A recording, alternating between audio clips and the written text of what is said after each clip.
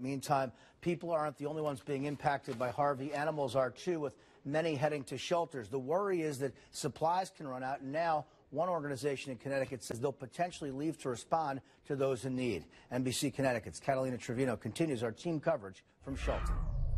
The Connecticut Emergency Response Service is on standby right now to head to Texas, as well as any of the other surrounding states that are having displaced animals being transferred to those shelters, to certain rescues. And this is what they'll be bringing with them: their critical care unit, which is stocked with supplies ready to go.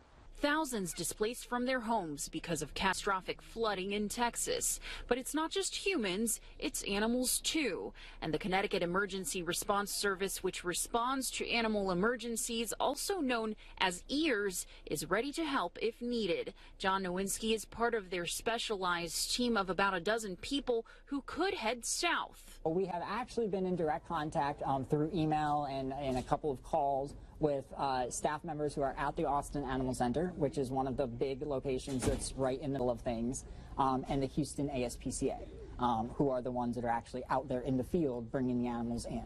He says from there, pets are being checked in and potentially being evacuated out of state. Those trucks with those animals are going to be evacuating those animals to someplace like South Carolina, Kentucky, a midway point. Then they're going to be going back. So our goal at that point would be to get the supplies to those trucks. That's when EARS comes in. They have this list of supplies requested by the Houston ASPCA and the Austin Animal Shelter, everything from towels and blankets to dog bowls.